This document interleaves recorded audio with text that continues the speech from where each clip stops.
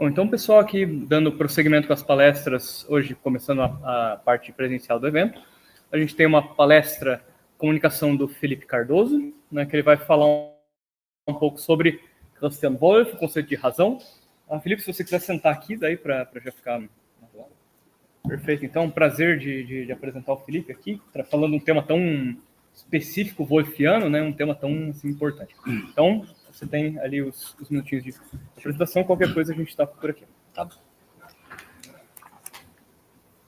Microfone?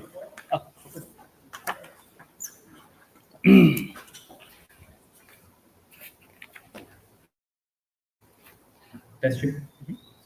Certo.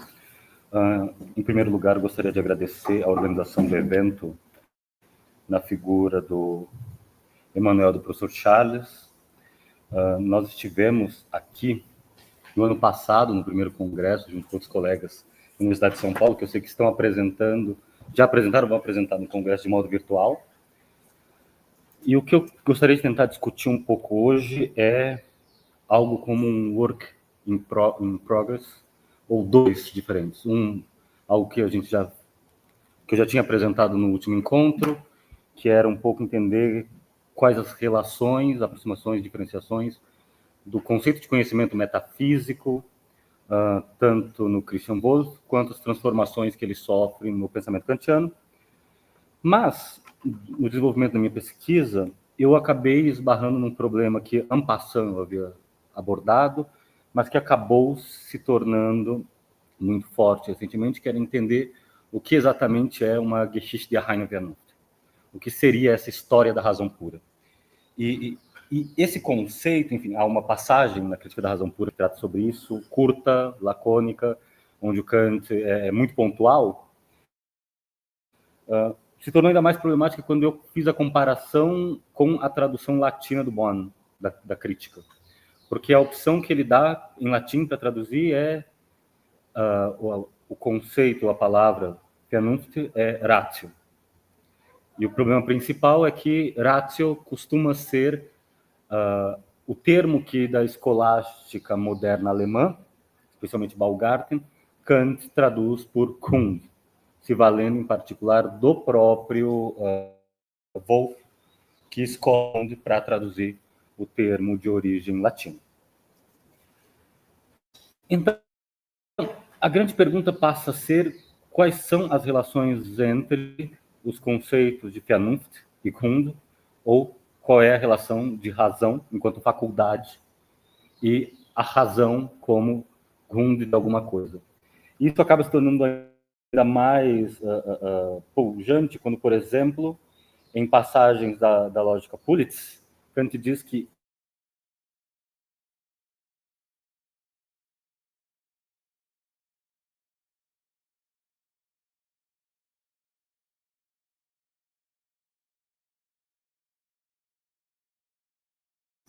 a manifestação objetiva ainda não é tão clara, em geral, na bibliografia. É um pouco isso que eu gostaria de começar uma aproximação de investigação. Então, ao discutir questões de investigação de método, Kant é explícito ao afirmar que nem todos os juízos requerem uma investigação. Eu cito uma passagem da Crítica. Nem todos os juízos requerem uma investigação, quer dizer, uma atenção voltada aos fundamentos da verdade, as Gründe der Wahrheit,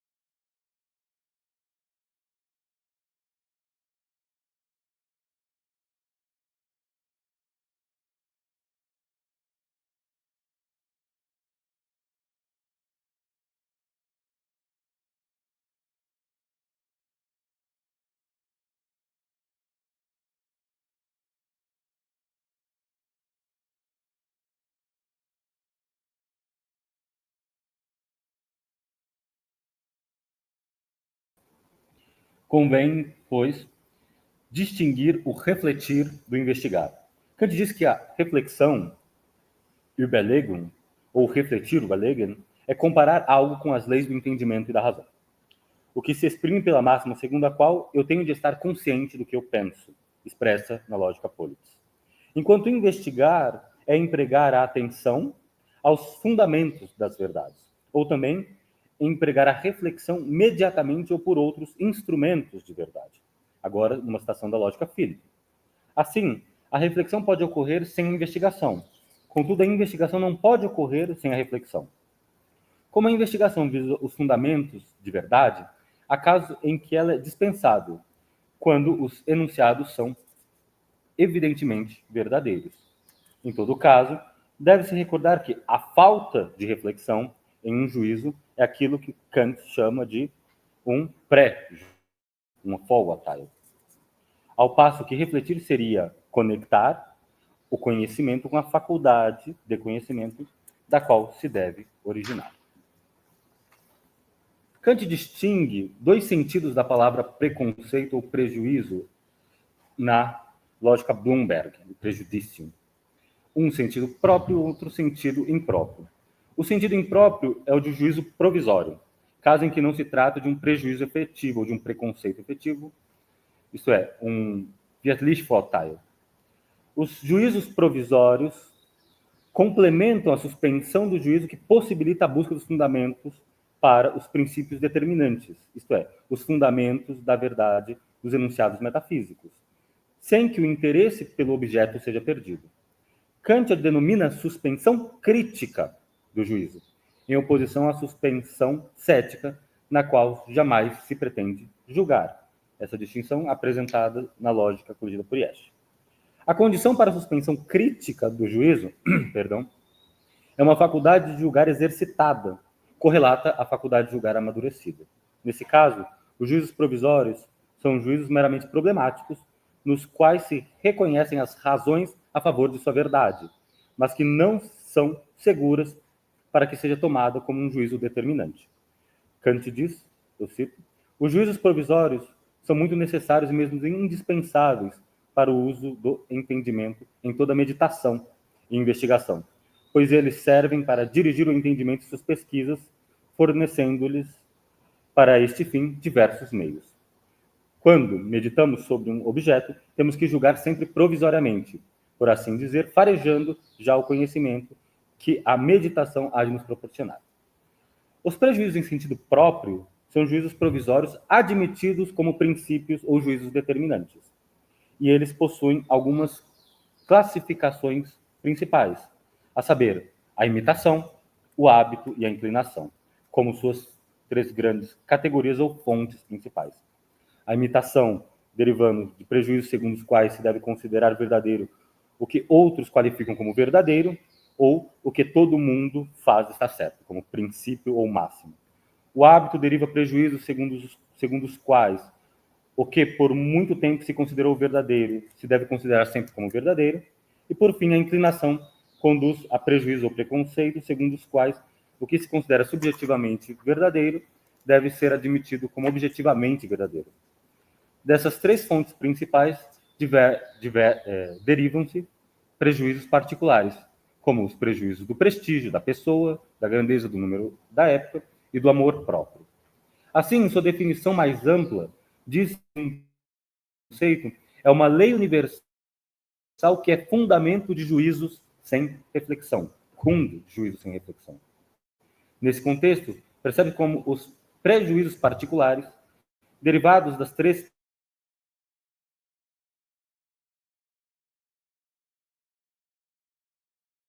é possível pensar por si mesmo quando se tem como princípio de determinação da faculdade de julgar o prestígio à autoridade de uma pessoa, nem o prestígio a uma época ou a um grande número. A condição para que se evite esse erro é a suspensão crítica do juízo, empregação máxima da crítica, que conduz o investigador à busca dos fundamentos da verdade dos enunciados em questão. Na medida em que não se trata de um objeto,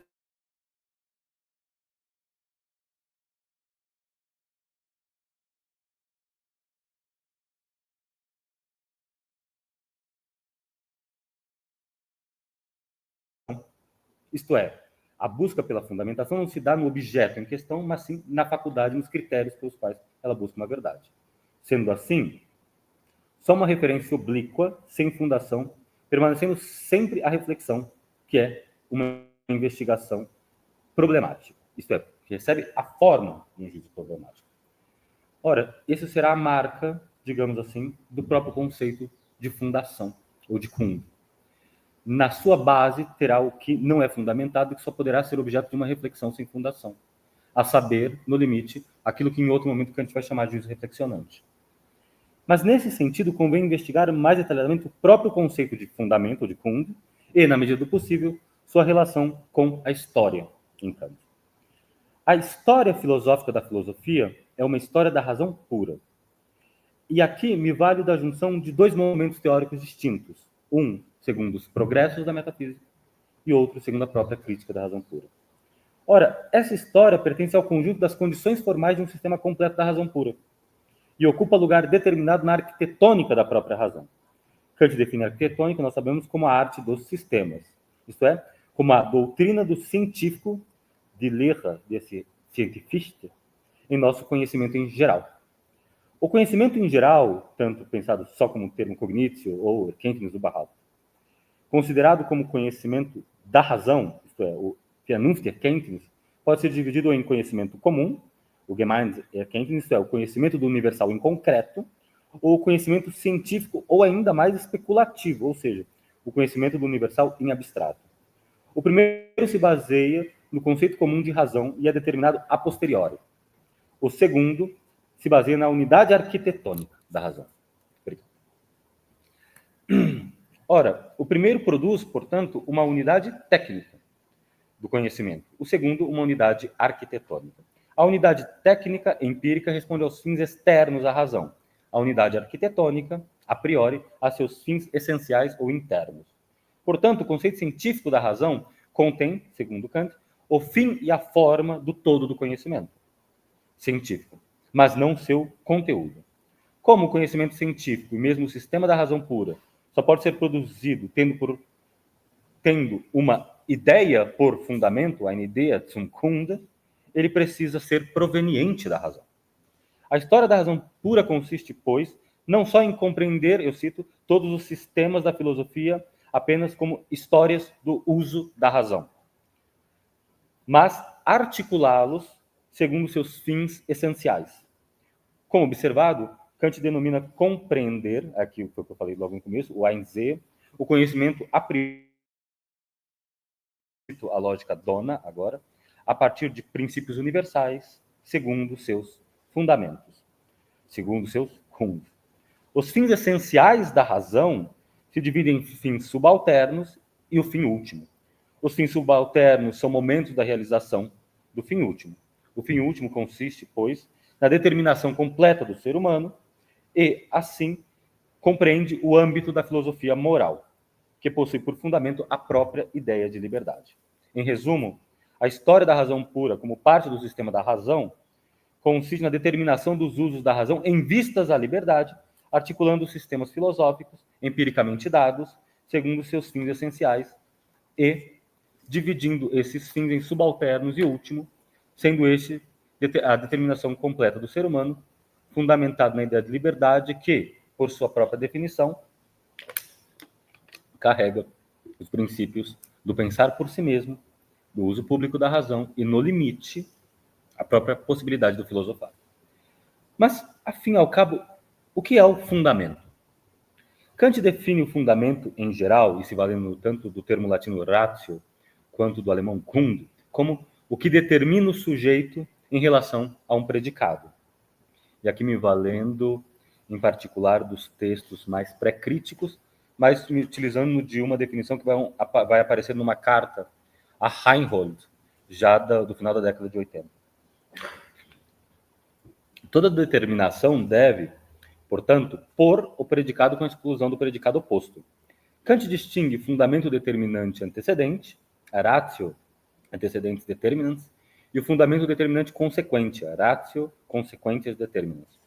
O fundamento determinante antecedente, também denominado fundamento de ser ou de fazer, ratio essentiae vel fiendi, é aquele cuja noção precede o determinado, isto é, sem o qual o determinado não é inteligível. O fundamento determinante consequente, também denominado fundamento do conhecer, ratio cognoscente, é aquele que não seria posto a menos que a noção determinada por ele já não fosse posta de outro modo. O primeiro descreve, portanto, o fundamento do porquê, a ratio cur, da predicação. O segundo, o fundamento que, a ratio quo, da predicação. Assim, por exemplo, pode-se conhecer, aqui o exemplo do Kant, as leis da propagação da luz pelos eclipses dos satélites de Júpiter, mas a luz preservaria suas respectivas leis, mesmo sem a existência desses satélites. Eles são, portanto, o fundamento do conhecimento dessas leis. Como se sabe, essa distinção recupera uma tópica da Schulfilosofia e tem por função recusar o uso irrestrito do princípio de razão suficiente. E aí, princípio ratione suficiente, ou Zetmus. Wolff define principium como o que contém em si o fundamento de outra coisa, ou a razão de outra coisa. Aqui no parágrafo 866 da ontologia. Todo princípio deve, pois, preceder o principiado, por conter em si o fundamento ou a razão do próprio principiado. E aqui me valendo já dos parágrafos 867 e 860. Assim, princípio do ser, o principium essendi, o princípio do fazer, princípio fiendi, e o princípio do conhecer, princípio cognoscente.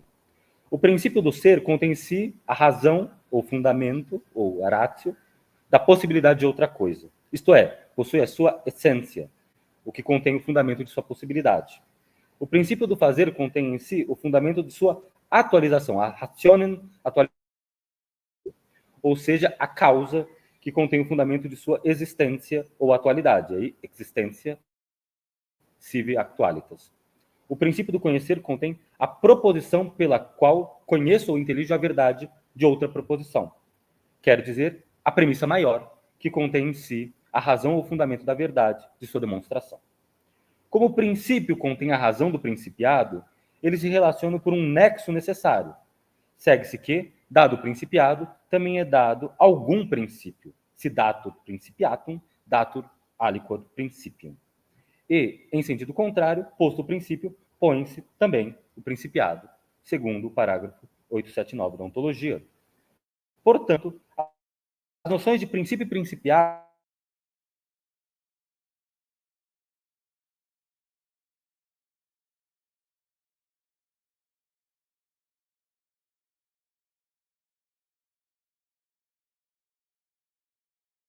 o próprio princípio em relação ao principiado.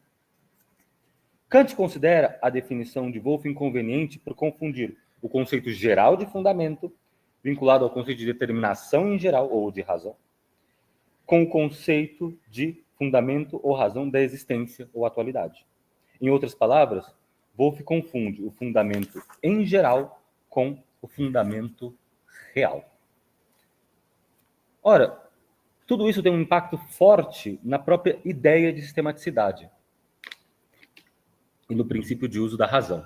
Quanto tempo ainda tem? 5 minutinhos? Vale recordar que a razão, a Vernunft, definida como o conjunto do poder superior de conhecer, é responsável por fornecer a ideia de um sistema que dá ao todo do conhecimento sua qualidade de científico e, portanto, de racional.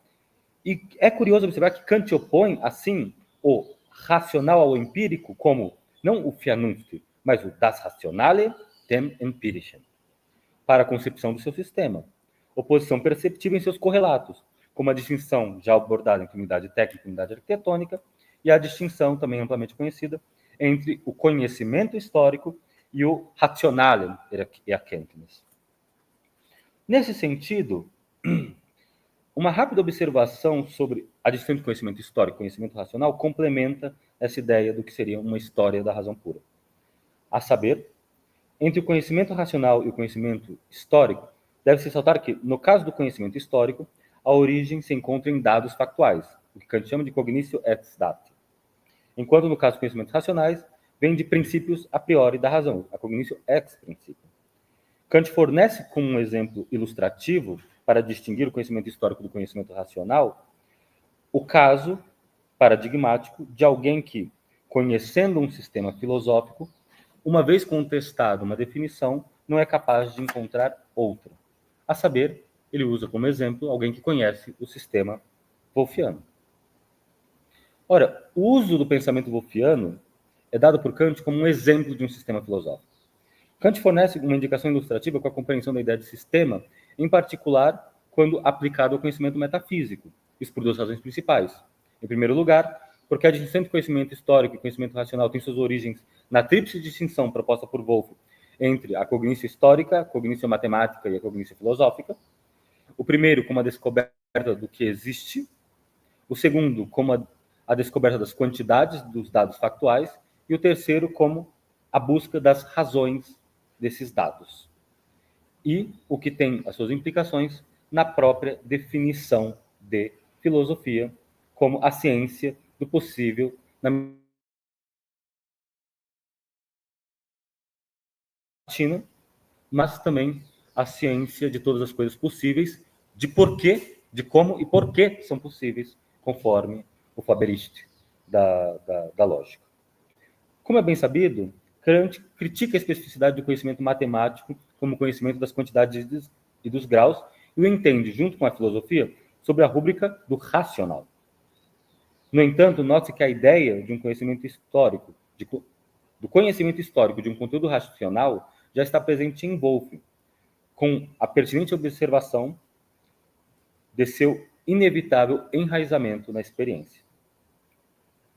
Em segundo lugar, é conveniente insistir na percepção de Kant de que a filosofia de Wolff não é só um exemplo de um modelo sistemático, mas a própria sistematicidade tem um pressuposto misto que é a dogmática. A saber, todos nós conhecemos o segundo prefácio, a Crítica da Razão Pura, em Kant distingue procedimento dogmático de dogmatismo. Procedimento dogmático consiste na exigência de um método em filosofia que envolve o legítimo estabelecimento dos princípios, da clara determinação dos conceitos e da busca de rigor nas provas e da prevenção de saltos audaciosos nas inferências. O exemplo sugerido por Wolff de um sistema filosófico que seguiu esse método rigoroso é o de Wolff. E aí as frases de elogio. O maior dos filósofos dogmáticos e o fundador desse Geistes der Grundlichkeit na Alemanha. E é engraçado porque as traduções de Grundlichkeit são complicadas. No geral, se tenta algo especialmente que vá por profundidade ou rigor. Mas sim, e aí o caminho para o encerramento. O Grund tem esse valor de ratio. O tratamento aqui desse Grundlichkeit não pode ser outro que o espírito de racionalidade. E a ratio, uma coisa que eu e o Manuel já conversamos várias vezes, um sentido de racionalismo, e aí é uma frase sua, que não é o da faculdade, mas o das razões que fundamentam o conhecimento dos fenômenos e, no limite, do sistema da razão. Era isso.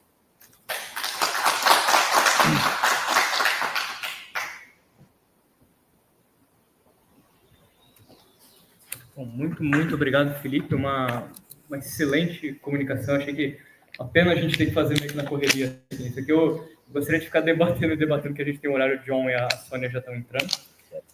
Então a gente faz assim, uma rodada de perguntas depois e tudo mais. Mas é isso. Então, now we're going to John Walsh and Sonia Schierbaum's presentation conference. Just hang on a second. Put it here and here. And then nice to see you both, John and Sonia. Und Entschuldigung für die kleine Verspätung. Also in Londrina hatten wir ein bisschen... Ich denke, die Verbindung ist hier leider schlecht. Also ele colocar o cabo da internet. Cleiton, você pode fazer isso? Well, then it's really good to see you both here again no segundo congresso.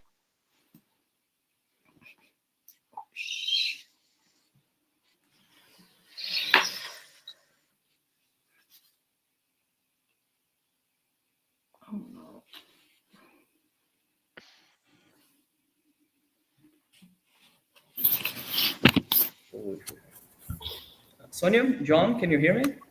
Now I can hear you again. Toll, toll. Ja, also wir hatten ein bisschen Schwierigkeiten, also da gab es also die Wi-Fi und jetzt per Ethernet reicht man besser sozusagen. Ne? Okay. Entschuldigung für die kleine Verspätung, also wie gesagt, also wegen also Kongress, das ist immer eine sehr strenge Sache, sage ich mal. Well, I think you're going to present in English, right? It's more or less a follow-up on your conference from last year, right? Well, I will present you both then. Like John Walsh is Mitarbeiter, wissenschaftlicher Mitarbeiter at the Martin Luther Universität Halle-Wittenberg, a good friend of us. And Sonia Schierbaum is also a great Wolff researcher who tackles many topics on Wolff's German ethics, just as John Walsh. Sonia, what you're doing right now, are you a Mitarbeiterin in Würzburg? Yes, I still have this research group, so still in Würzburg. Well, perfect. Thank you very much, and great conference for you. We're glad to have you with us. You want to present, right? The PowerPoint stuff? Yes. Okay. Can you click on Present and then Bildschirm teilen oder was? Ich denke, dann Ja, genau teilen. Ja. Damit habt ihr eigentlich die Kontrolle sozusagen. Ne? Okay. Versuch mal. Okay, Moment. John, kannst du versuchen zu sehen, ob es klappt, also mit den Folien oder was? Cool. Yeah, great. Perfect. And then Okay. Conference, spoiler alert. Okay. Thank you very much. Yeah, thanks. So we just start then. Okay, so Wolff and conscience. So recently, scholars have begun to focus on Wolff's practical philosophy. However, little work has investigated Wolff's conception of conscience, that is, the judgment about whether our actions are good or evil. This is surprising, since Wolff devotes an entire chapter to it in part 1 of the German Ethics, claiming at one point that the law of nature can also be called the law of conscience. The aim of this talk is to fill this lacuna by presenting a novel interpretation of Wolff's conception of conscience. We argue that conscience is indispensable to Wolff's conception of moral agency by manifesting the agent's first-person practical reasoning.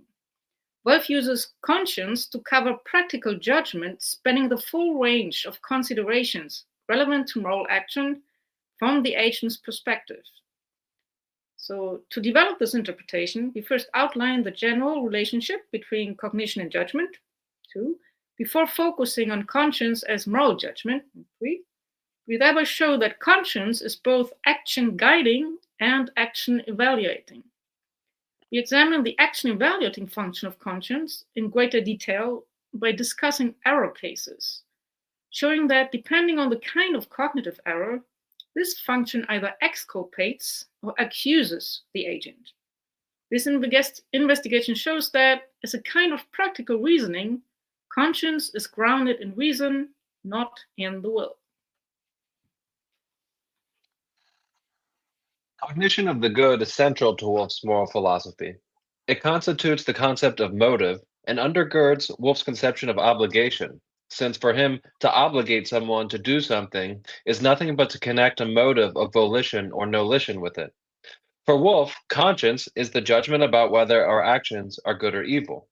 The relationship between cognition of the good and conscience as judgment of the goodness of our actions stands in need of clarification.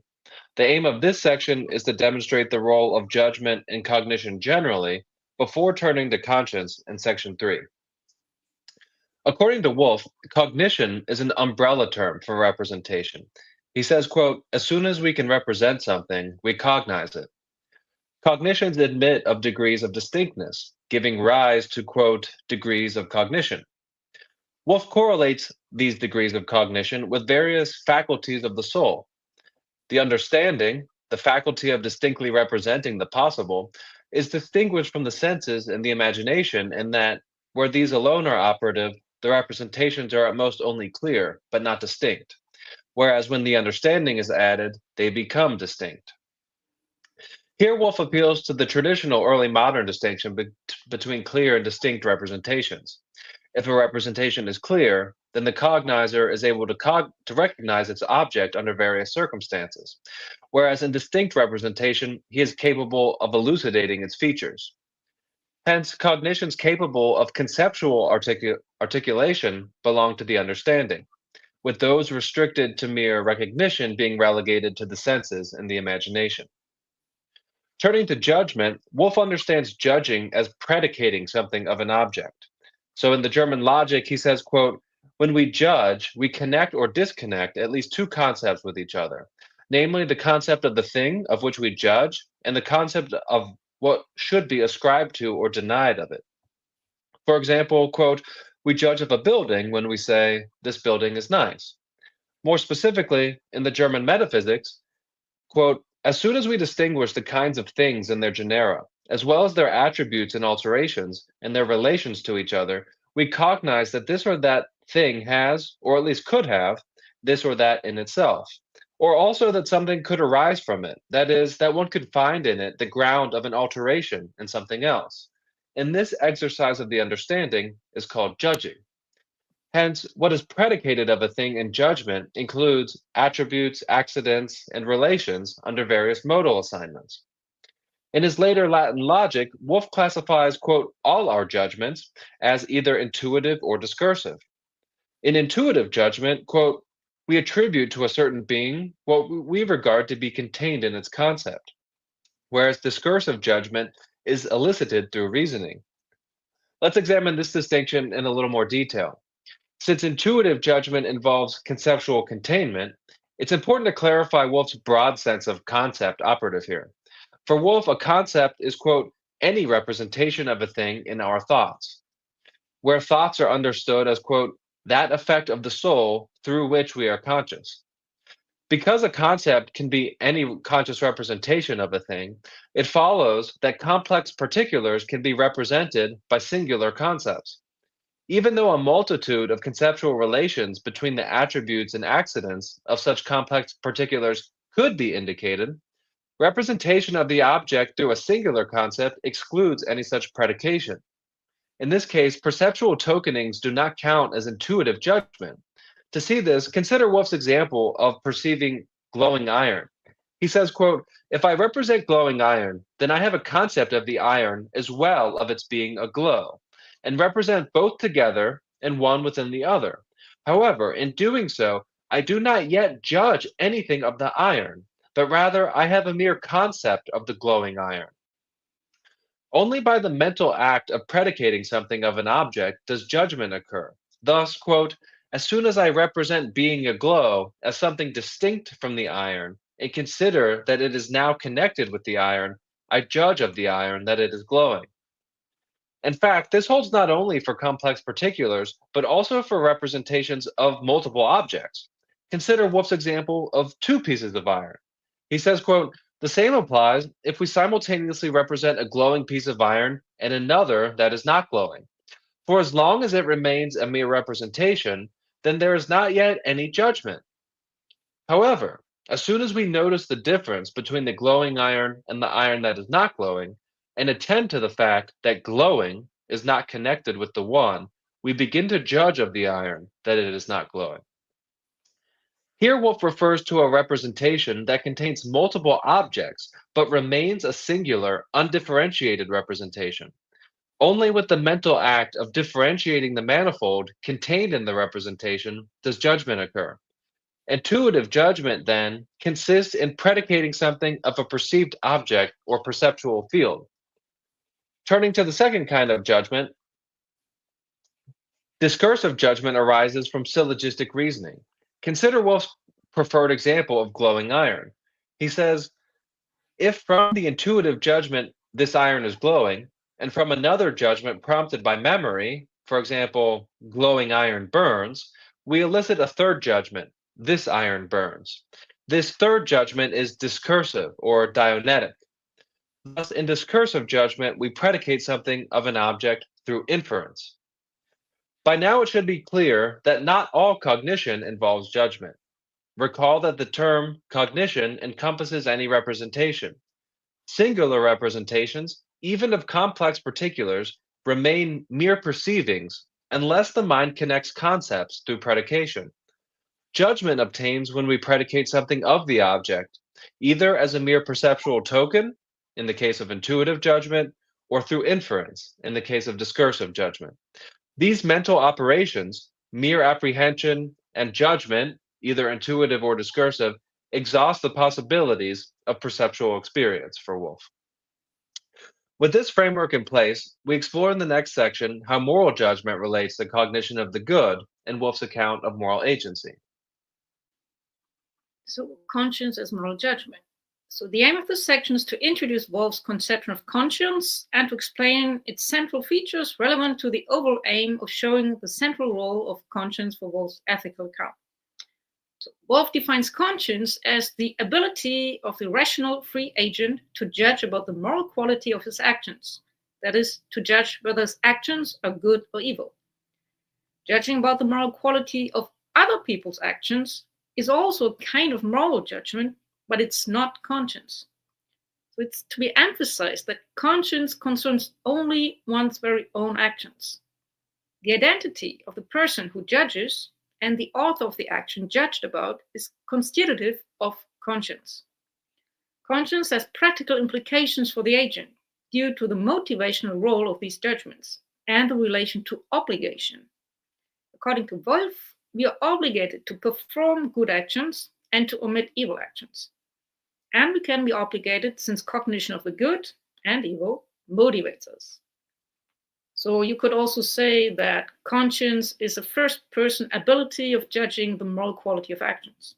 So in the German ethics, Wolff writes, the judgment of our actions, whether they are good or evil, is called conscience.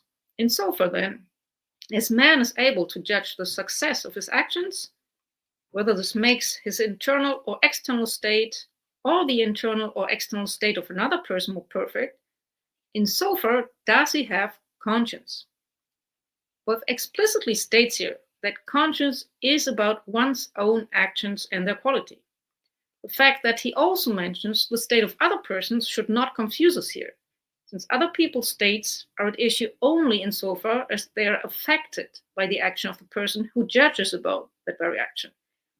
So recall that as early as in paragraph 12 of the German ethics, Wolff includes the impact of one's actions on other people's states in the formulation of the general rule of free actions. Do what makes you and your state or the state of others more perfect. It's worth noting that the general explanation of conscience does not change its general character from the early German to the later Latin writings. There are some interesting amendments in the later works, though, as for instance in the Universal Practical Philosophy. There he states that conscience is the power to judge the morality of our actions, whether they are good or evil, to be performed or omitted. That specification is interesting insofar as it further distinguishes between judgments that directly call for action, that is, whether an action should be performed or be omitted, and those that do not directly call for action, but motivate the agent nevertheless. So, judgment about goodness.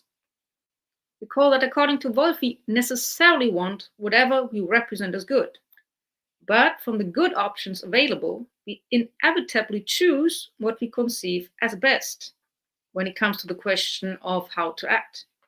So in this Latin work, Wolff calls judgments that directly call for action practical conscience, and judgments that only incline without directly inviting an action theoretical conscience.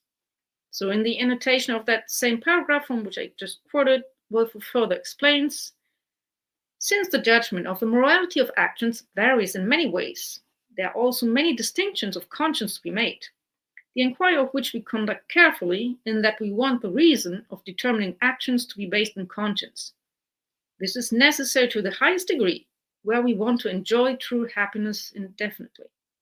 So he indicates that conscience, as a generic or umbrella term, covers many different aspects that we must carefully distinguish.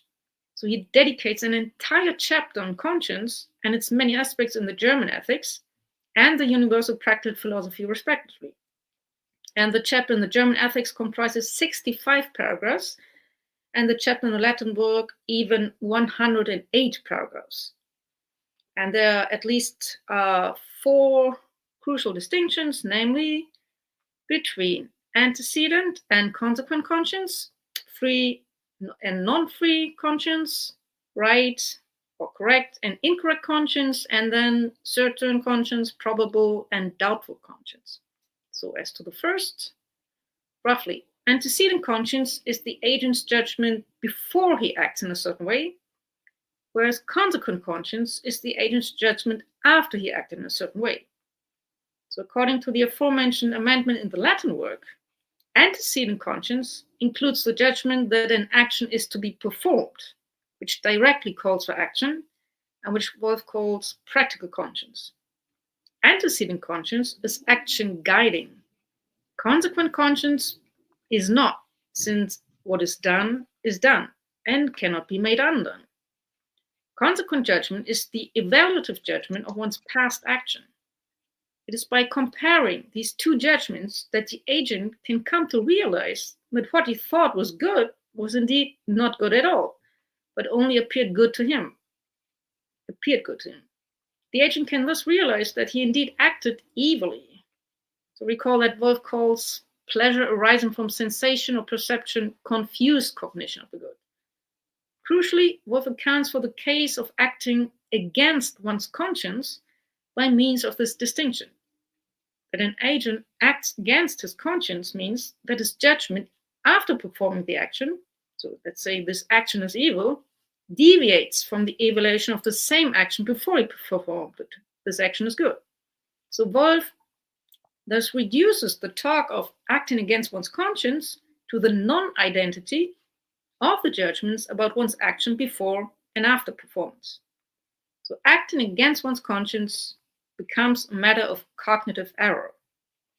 Crucially, the non-identity implies accusation or blame, whereas the identity of the judgments implies exculpation of the agent with respect to a particular action. So Wolff writes, when we experience that the consequent conscience is the same as the antecedent, then we say that we are exculpated. Thus, exculpation is the identity of the antecedent and the consequent conscience. So the identity at play here is type identity, since they're like two judgments before and after the performance of the action. And we discuss exculpation and accusation falling from the identity or non-identity in the next section. So accordingly, the only way to avoid the threat of acting against one's conscience, that is, the threat of acting on the basis of a faulty judgment, is to base one's judgments on distinct cognition of the good. Wolff emphasizes that conscience is grounded in reason, not in the will, as it is for voluntarists such as Christian Crusius, for instance. Thus, an agent is conscientious if he bases his actions on distinct cognition of the good only. Only then is it not even possible for him to act against conscience. And then the conscientious agent is exculpated. The aspect that we are often motivated only by pleasure, but not by distinct cognition of the good, then is the subject of the second distinction above. Only actions based on the distinct cognition of the good are free in the strict sense. An agent who is motivated only by pleasure and pain is a slave of his affections and passions, and therefore not free. Thus, only conscience based on distinct cognition of the good is free. The problem is that pleasure is not a reliable indicator of goodness, only distinct cognition of goodness is. This is why one should strive for distinct cognition of the good. Now, as to the third,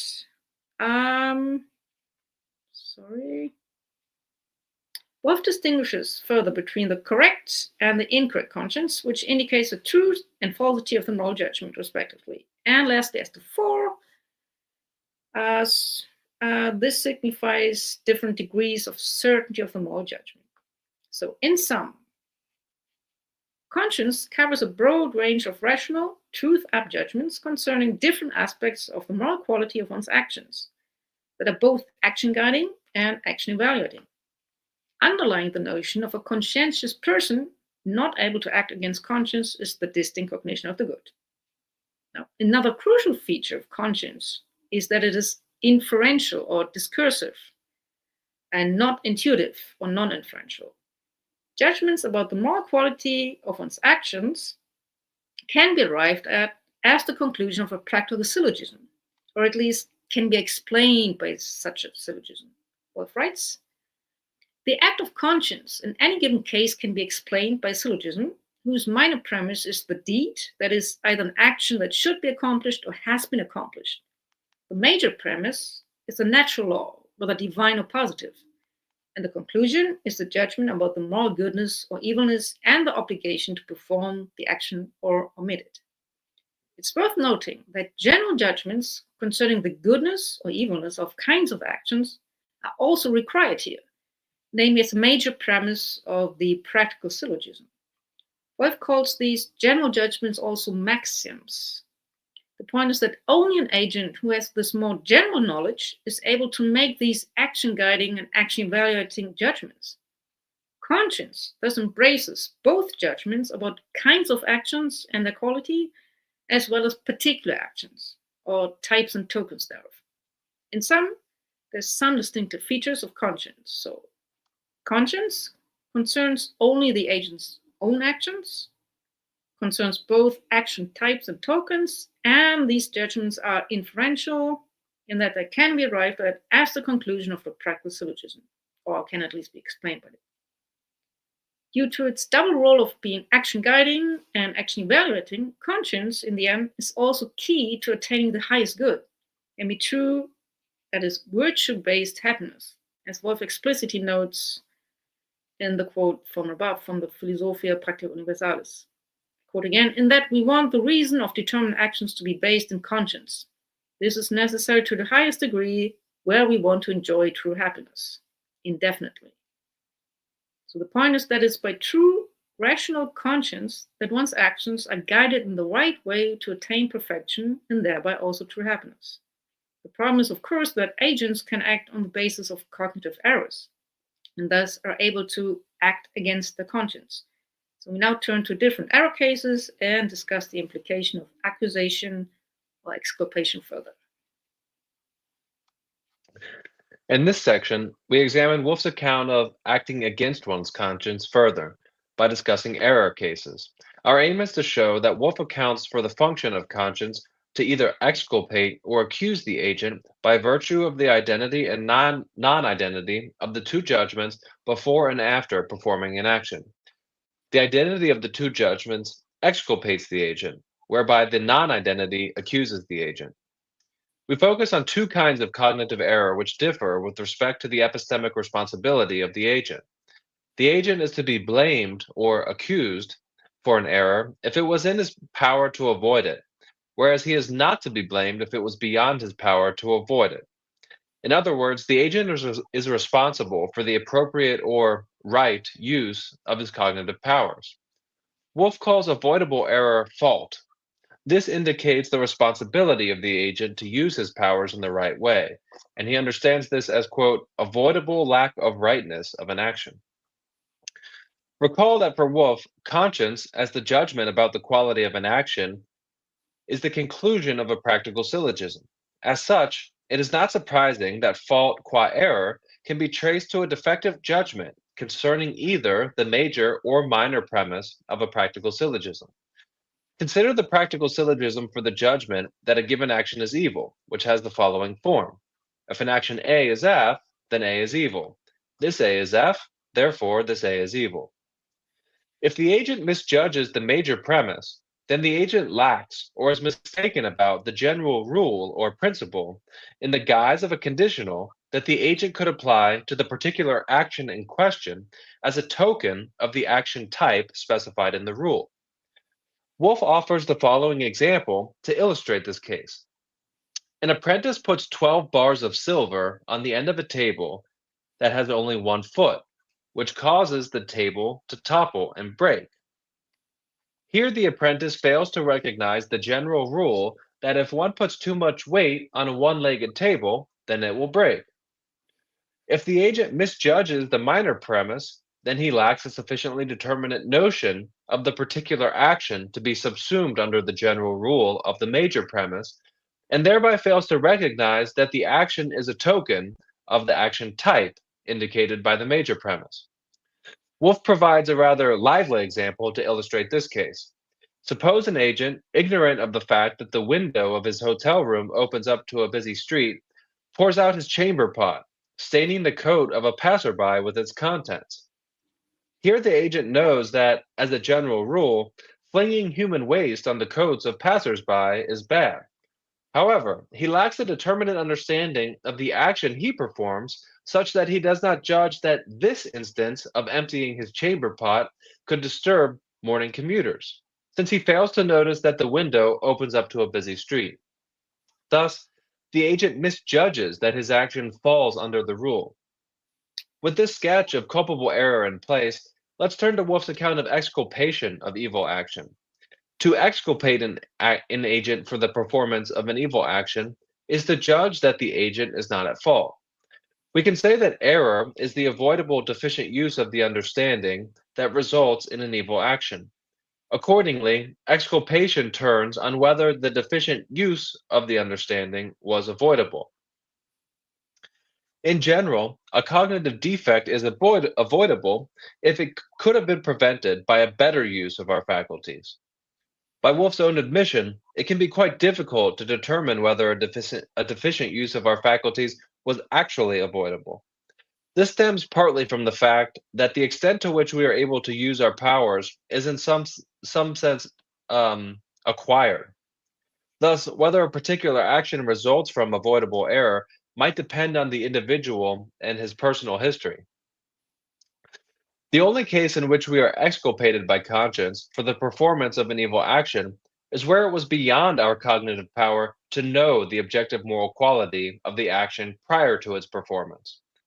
Because human beings are not omniscient, we cannot always foresee an action's consequences, and thus cannot always properly judge whether those consequences ultimately promote perfection.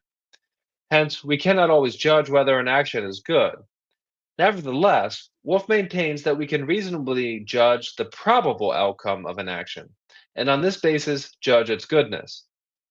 The basic idea here is that an erroneous judgment about the objective moral quality of a particular action is excusable if we must act in an epistemically opaque situation, for instance, on the basis of insufficient information.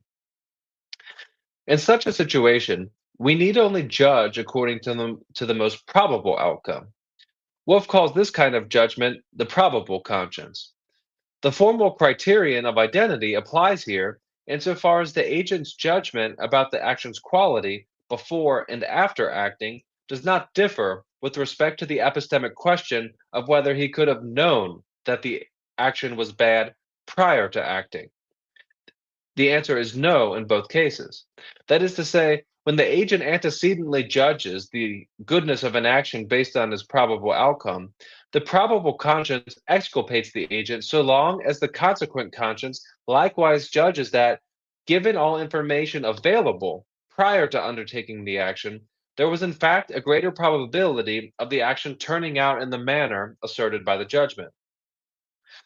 The probable conscience exculpates the agent in this case, even if the consequences of the action are not as he judged them to be, so long as the agent cannot reasonably be expected to have judged otherwise, given all the available evidence. In this case, our conscience, quote, exculpates us insofar as human weakness is admitted.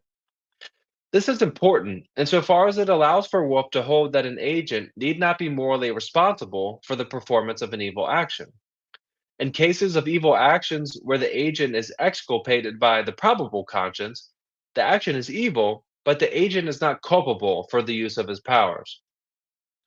The contours of Wolff's view should be clear. However, it remains to be seen what constitutes an epistemically opaque situation. On what basis can we judge whether we could have known the moral quality of an action prior to its performance? That is, what are the criteria of avoidability? Unfortunately, Wolff is not forthcoming with an answer to this question. Nevertheless, we might gain a rough approximation of his view by considering implications of his account of conscience with respect to errors that are clearly avoidable. That is, by analyzing clear cases of avoidable error, we might discover some standard by which to judge less straightforward cases. In this regard, it will be helpful to consider the two examples of error discussed earlier. Recall that the fundamental feature of conscience consists in the type identity of the antecedent and consequent conscience. Thus, cases in which the agent is not exculpated are those in which the antecedent and consequent conscience stand in contradiction. In the chamber pot example, it is reasonable to assume that the agent quickly recognizes that the action is evil by virtue of its consequences. Upon realizing that the window does in fact open up to a busy street, the agent recognizes that emptying his chamber pot in this case could indeed result in its contents spattering bystanders. He now judges the action to be evil, since hence his judgment about the objective moral quality of the action before and after its performance stand in contradiction. Similarly, in the broken table example, the apprentice quickly comes to understand that it is ill-advised to load a table on the end with a broken leg. So his judgment about the action differs prior to and subsequent to its performance. Conscience, therefore, cannot exculpate the agents in these cases. These two cases suggest that the manifest correctness of the judgment of the action, ex post facto, bears on the question of avoidability. More precisely, the self-evidence of the consequent conscience might be an indicator that the error would have been avoided had the agent made a better use of his cognitive powers prior to the action. It seems that the charge that an error could have been avoided presupposes some other epistemic commitment on behalf of the agent that, if properly heeded, would have entailed the avoidance of the error. Thus, in the case of the agent in the chamber pot example, although the agent truly did not know that his hotel room opened up to a busy street, a commitment to a principle of prudence, for example, would require that he first check where the contents of the chamber pot will land before he empties it. Likewise, in the broken table example, although the agent might not have known that loading a table on the side with a broken leg would result in its collapse, a basic knowledge of the notion of balance and a familiarity with furniture might imply that the agent should have assumed the major premise of the practical syllogism constituting his judgment in this case. In sum, we can say that an agent has to fear the accusation of conscience in case of avoidable error, whereas he is excused in cases of unavoidable error. In the former case, the antecedent and the consequent judgment about the action differ, whereas in the latter, they are the same. In this sense, acting against one's conscience is reducible, for Wolff, to the non-identity of the two judgments before and after acting. Ultimately, acting against one's conscience is thus reducible to cognitive error. It depends on whether it was in the agent's power to avoid this error, whether he is to be blamed for his evil action performed on the basis of his error, or whether he can be excused. Lastly, note that exculpation by conscience, that is, the identity of judgments, gives rise to or causes pleasure, such as just as accusation of conscience gives rise to displeasure or pain.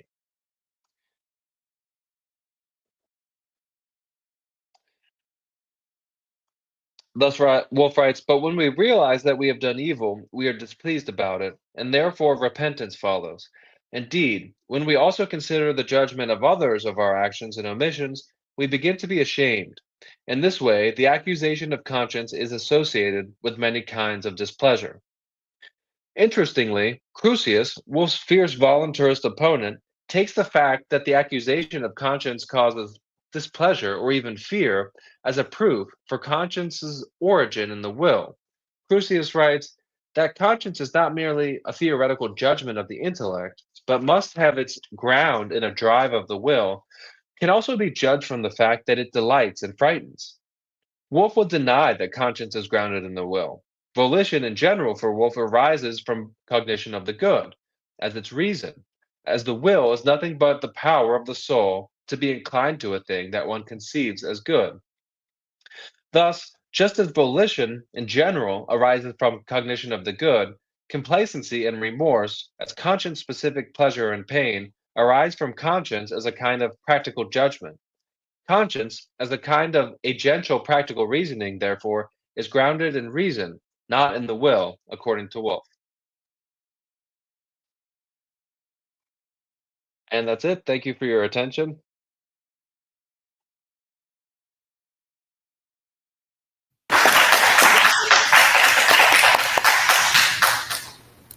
Thank you very much, Sonia and John. It was a great, thorough thought on Wolff's account of Gewissen. Then we have some time for questions and stuff like that. Alguém da audiência gostaria de fazer alguma pergunta?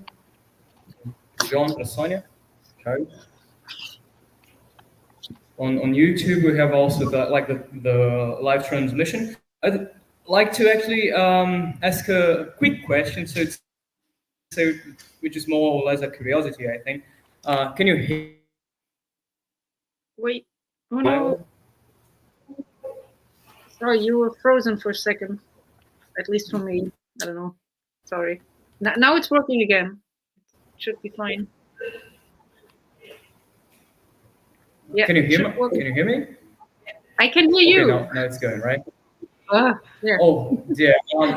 Okay, like a quick question, actually, out of curiosity. Can we say there is actually a relation between the concept of Bewusstsein and Gewissen in Wolff's thought, even though like it's the same translation? I get the feeling that like they're actually not the same kind of conscience. It looks like two different uses of the same word, but in like the concept of ratio, so to say, which is Grund and Vernunft, and then both are also connected. Is there a strict connection, in your opinion, that you can point out regarding both these concepts? Well, John, do you want to say something, or can I just? Well, I think what is specific about conscience as a kind of practical judgment about your own actions is that you have to be aware of that. So it implies like conscience, like in terms of reflexivity, that you know that you're reflecting on your own actions, and in that sense, it applies that you're conscious of what you're doing. I mean, in that sense, of course, there's a close relation because it's a kind of self-knowledge, I think. But from the very concepts, I don't know. I think no. John, what do you think? Oh no. Yeah, I would agree with that. That in every instance of conscience, it involves consciousness, but the converse doesn't hold. Right. Yes. Yeah. Yeah. Thank you very much. Any more questions here? No. Just to point out, like John is also part of the Halle team, so to say, of our cooperation project, which we are starting here in the University of Londrina, then the Martin Luther University Halle-Wittenberg, and there's going to be like some activities done in Halle in May, and then here in Londrina in September 2025, and then again in both cases in 2026. We're actually quite glad in this context of a cooperation project and stuff. I think it's going to be a great opportunity for tackling issues concerning Wolff's practical philosophy and stuff like that. The main theme, as we presented throughout this conference here, will be Christian Wolff's universal practical philosophy and its formulations, and then the development in the German context, its reception in the Wolffian scholars, so to say, between Wolff and Kant. Then we're actually quite glad to have John with us, and then also to be in contact with Sonia in that sense, like presenting here for the second time in our conference. It's very good to see you both here. I mean, even though not in presence, John's going to be here in presence to hold some talks in September, as I said. But at the same time, well, I'd like to thank you very much for your conference. It's, as I said, a very thorough consideration of Wolff's account of Gewissen. I think you don't get that much in secondary literature, right? I mean, it's like concept of conscience in the practical sense. I get a feeling that most scholars of Wolffian philosophy are actually used to debating conscience in the psychological level, so to say, like with Bewusstsein, then because of the interest in empirical psychology and stuff, right? Okay. Yeah, but I mean, yeah, you're right. I mean, it's surprising that there's not so much scholarship on this very concept, because it's so central to the whole, practical philosophy. Well, so we were quite surprised to see that there's really not much on it so far. Yeah, sure. Yeah. Well, I think we don't actually have any more questions here, which is a shame. Then I thank you very much for attending the conference. Then we'll see if there are also other questions that I can send you all and like to promote a debate afterwards or something like that. Well then, many thanks again, and Entschuldigung für die kleine Verspätung am Anfang. No problem. Yep. Thank you very much for the opportunity to present. Yep. Thank you. And okay. Yep.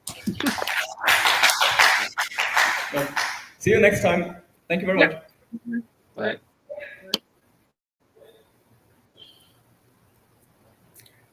Bom, então agora, um segundo, a gente vai, em 10 minutinhos, começar a palestra do professor Robert Theis, né? Infelizmente... Oi? O Felipe? Não, se quiser, temos uns 10 minutos para tomar café e discutir, fazer perguntas para o Felipe. Coitado do Felipe, sabe que vão ser anos árduos comigo pela frente, assim, para debater, porque é exatamente um ponto que eu trabalho. Né? Mas aí o menino é bom, né? Enfim, a gente vai ter então a palestra do professor Robert Theis. Eu, infelizmente, não tive tempo de traduzi-la, então ela vai ser em alemão, vou projetar o texto, né? A palestra do professor Stolzenberg vai começar daí às 16 horas. Essa eu consegui traduzir. Só não consegui traduzir a carta, efetivamente, que ele assim, achou em Halle, que o Wolff escreveu para o Franke. Essa aqui eu vou projetar em alemão também, vocês vão conseguir acompanhar também pela própria discussão. Uhum. É do Stolzenberg 16. O Robert Theis 15. Uhum. Perfeito, vou encerrar a transmissão aqui, então, pessoal. Daqui a pouco no novo link.